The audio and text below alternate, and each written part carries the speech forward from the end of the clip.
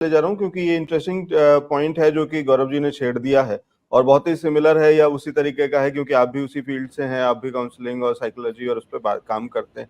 तो ये मैं एक डिफरेंस देख रहा हूँ, एक खाई देख रहा हूँ कि एक वो वाली एजुकेशन जो बेसिक एजुकेशन या अर्ली एज की जो होती है K to 12 और उसके बाद की कुछ कुछ चीजें या यूनिवर्सिटी तक, तो वो अलग है। लेकिन जब हम स्किल्स की बात करते हैं, जब स्पेशलाइज एजुकेशन की बात करते हैं और जहाँ से एम्प्लॉयमेंट जनरेट होता है, तो ये वाली चीजें जो अभी गौरव कह रहे थे, क्या आपको भी लग रहा है, आपका एक्सपीरियंस कैसा रहा और आपके कुछ सुझाव हैं आने वाली सरकार के लिए, जो नई सरकार बनेगी वो क्या चीजें ठीक कर सकती है और बेहतर कर सकती है? शिवम।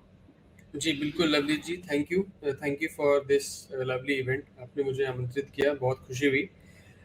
जैसा कि गौरव जी ने ये बात बोली है कि मेंटल हेल्थ या काउंसलिंग को लेके ज़्यादा फोकस नहीं है। मैं भी मतलब काउंसिल इंडिया 2017 से फील्ड में काम कर रहा है और 2017 से 2024 तक की जो मेंटल हेल्थ की जर्नी रही है, बिकॉज हम अगर एजुकेशन की बात करें तो बिना मेंटल हेल्थ की एजुकेशन अधूरी है। आज अगर आप एक चौथी क्लास या पांचवी क्लास के बच्चे से बात करें और बच्चा कहता है कि मम्मा मैं तो स्ट्रेस फील कर रहा हूँ, मेरे एग्जाम में कम नंबर आए, मैं डिप्रेस फील कर रहा हूँ, तो इस तरीके की स्टेटमेंट्स अगर छोटे छोटे बच्चे यूज कर रहे हैं तो कहीं ना कहीं ये समझना पड़ेगा कि मेंटल हेल्थ आज के टाइम में कितना बड़ा इम्पैक्ट डाल रही है, स्पेशली बच्चों के दिमाग पे। एक छोटा सा डेटा देता हूँ आप लोगों को कि हर 16 महीने में हमारे यहाँ इंडिया में 40% मेंटल हेल्थ की समस्या बढ़ जाती है। ठीक है। और अगर मैं बात करूं साइकेट्रिस्ट की, तो ओवर 1 लाख पॉपुलेशन, हमें 3 साइकेट्रिस्ट की जरूरत है और हमारे पास 0.7% साइकेट्रिस्ट है हर 1 लाख पॉपुलेशन पे। तो आप ये समझिए कि जिस तरीके से प्रॉब्लम्स इंक्रीज हो रही है उस तरीके से सॉल्यूशन देने वाले लोग भी नहीं है। हालांकि गवर्नमेंट ने जो allied and health care professional act 2021 में लाया था, उसमें काफी कम्युनिटी हेल्थ केयर सर्विस के सेक्शन में काफी चीजें बाइफरकेट करी हैं। उन्होंने उसमें एजुकेशन काउंसलर, एकेडमिक काउंसलर, काफी बाइफरकेशन करके ऑलमोस्ट 20 तरीके के अलग अलग काउंसलर्स की डेफिनेशन दी है। बट अभी भी ना अवेयरनेस बहुत कम है। आज भी हम मेधावी स्किल यूनिवर्सिटी के साथ मिलकर स्किल बेस्ड कोर्सेज चलाते हैं मेंटल हेल्थ में। हालांकि शांतनु जी ने काफी हिस्सा उसका कवर कर लिया है। एक उसमें पार्ट मैं और ऐड ऑन करना चाहूंगा कि एक तो हो गया वो बच्चा जो एजुकेशन यूनिवर्सिटी में जाके ले रहा है और ऑन जॉब ट्रेनिंग की जैसे बात करी थी इन्होंने, वाइस की बात करी थी, हमारा जो work integrated skill based higher education system है उसकी बात करी थी। यहाँ पे एक चीज और है कि या तो मैं एक स्टूडेंट हूं या फिर मैं एक वर्किंग प्रोफेशनल हूं। अगर मैं एक वर्किंग प्रोफेशनल हूं मैं तब भी स्किल अप कर सकता हूं, और अगर मैं एक स्टूडेंट हूं मैं तब भी स्किल अप कर सकता हूं। जैसे कि गौरव जी बात कर रहे थे, स्किल की बात कर रहे थे, स्किल इंडिया में स्किल इकोसिस्टम एक बहुत स्पीड से बढ़ रहा है।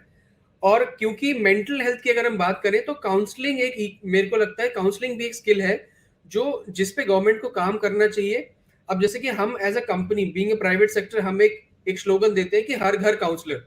हर हर घर में एटलीस्ट एक ऐसा इंडिविजुअल हो जो जो काउंसलिंग को समझता हो। मतलब काउंसलर का मतलब ये नहीं कि आपको बस एक काउंसलर डेजिग्नेशन नाम के आगे लगाना है और आप काउंसलर बन गए। और आप पर्पस ये पर कि मेरे फैमिली में अगर एक ऐसा बंदा होगा, अगर मेरी फैमिली में फैमिली डॉक्टर हो सकता है, मेरी फैमिली में फैमिली लॉयर हो सकता है, तो मेरी फैमिली में एक फैमिली काउंसलर क्यों नहीं हो सकता? अगर मेरे घर में ही कोई ऐसा इंडिविजुअल है जो मेरे स्ट्रेस को समझे, मेरे डिप्रेशन को समझे, मेरे इमोशनल इम्बैलेंसेस को समझे, तो शायद मेरी प्रॉब्लम आगे एग्रीवेट ही नहीं होगी।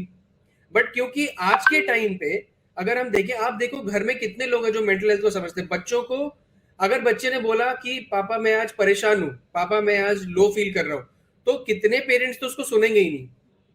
अरे छोड़ बेटा, कुछ नहीं होता, ये तो कोई बड़ी बात नहीं। This is how we react.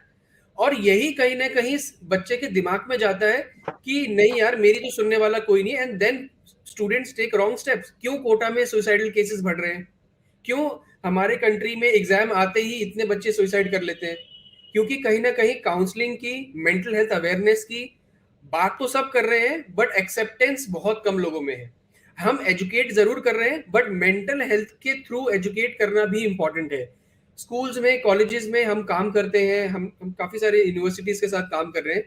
मैं बच्चों से खुद बात करता हूँ जाके, जब मेरे सेमिनार्स होते हैं, वर्कशॉप्स होते हैं, सेशंस होते हैं, तो एक बहुत ही कॉमन चीज समझ आती है कि घर की तरफ से या यूनिवर्सिटी की तरफ से भी, दोनों की तरफ से मैं बात करूंगा, बच्चों को मेंटल हेल्थ वाइज कोई सपोर्ट नहीं मिल रहा है।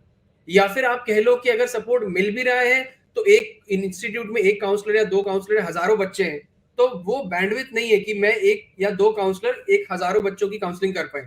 और कहीं ना कहीं बच्चा भी रेजिस्टेंट होता है, शर्माता है, उसके अंदर एक डर है, क्योंकि बचपन से उसे काउंसलिंग के बारे में नहीं समझाया गया, तो वो काउंसलर के पास जाने से झिझकता है। तो ये झिझक को निकालने के लिए मुझे लगता है गवर्नमेंट को कुछ ऐसे बड़े बड़े अवेयरनेस कैंपेन्स, प्राइवेट सेक्टर की को साथ में रखते हुए हम इस तरीके की कुछ मुहिम चला सकते हैं जिससे लोगों में अवेयरनेस आए। क्योंकि अगर मैं डॉक्टर के पास जाता हूँ और मैं अगर एक मैक्स हॉस्पिटल के डॉक्टर के पास जाके अपने आप को ऐसे दिखाता हूँ कि मैं हॉस्पिटल गया था और मैंने ट्रीटमेंट कराया, और उसी तरह अगर मैं मेंटल हेल्थ की प्रॉब्लम के लिए एक साइकियाट्रिस्ट के पास या काउंसलर के पास जाता हूँ और उसे मैं छुपाता हूँ, तो मुझे लगता है माइंडसेट की बहुत बड़ी प्रॉब्लम है। तो इस माइंडसेट की प्रॉब्लम के लिए सारे एजुकेशन इंस्टीट्यूट्स को भी साथ आने की जरूरत है, गवर्नमेंट को साथ आने की जरूरत है, और हम सबको साथ में काम करने की जरूरत है। ये मेरा मानना है। स्पेसिफिकली मेंटल हेल्थ को अगर हम स्किल की बात करें, एनईपी ने काफी सारी चीजें कवर कर ली है। एनईपी एक बहुत ही शानदार सिस्टम है एजुकेशन को पुश करने के लिए। एनईपी में नो डाउट जिस तरीके से हमने क्रेडिट बेस्ड सिस्टम बनाया है, लाइक अभी मैं किसी की बात सुन रहा था, वो कह रहे थे कि स्कूल की बच्चों के लिए क्या, तो अगर हम देखें ABC academic bank of credit, तो एकेडमिक बैंक ऑफ क्रेडिट में नर्सरी से ही गवर्नमेंट ने क्रेडिट सिस्टम देना स्टार्ट कर दिया है। तो मतलब आप नर्सरी से जो भी कर रहे हो, आपके वो डिजी लॉकर में क्रेडिट पॉइंट्स ऐड हो रहे हैं, तो 12th क्लास तक आपके क्रेडिट पॉइंट। तो इस तरीके के जो छोटे छोटे चेंजेस है ना, वो बड़े यूनिक है। मतलब अगर मैं स्टूडेंट भी हूँ तो मुझे बहुत एक्साइट करता है कि मुझे सिर्फ मार्कशीट से डरने की जरूरत नहीं है, उसके अलावा भी बहुत कुछ है। अगर मैं जॉब भी कर रहा हूँ तो मेरे जॉब के दौरान भी मुझे क्रेडिट पॉइंट्स मिल रहे हैं।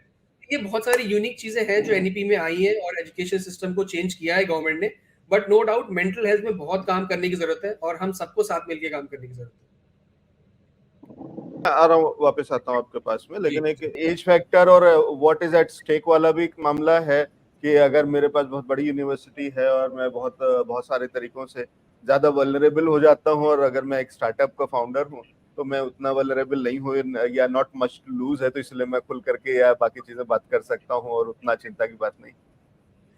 देखिए, मैं ये मानता हूँ कि जो चीज़ें संजय जी ने कही थी वो बिल्कुल सही थी किसी हद तक, और काउंसलर्स की कमी है इंडिया में।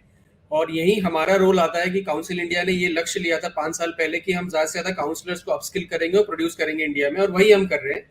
जिसमें कि मेधावी स्किल यूनिवर्सिटी हमारा सपोर्ट कर रही है, जिसमें स्किल बेस्ड सिस्टम हम लाए और ज़्यादा से ज़्यादा लोगों को काउंसलर्स बना रहे हैं। कमी है, हम सब मानते हैं कि कमी है, लेकिन कुछ ही लोग ये मानते हैं कि हमें इस पे काम करने की जरूरत है। मैं पूर्णतः ये भी नहीं कहता कि गवर्नमेंट को ही सब करना चाहिए। मैं ये भी मानता हूँ कि प्राइवेट सेक्टर्स को भी बहुत काम करने की जरूरत है, और ज्यादा ऐसे स्टार्टअप्स आने की जरूरत है जो इस तरीके की बातें करें, इस तरीके की प्रॉब्लम्स पे काम करें। और आई एम श्योर इन तरीके खुल के बात करें, खुल के काम करें और मिल के काम करें, ये है। एक जल्दी से नीता, क्लोजिंग कमेंट आपका एक।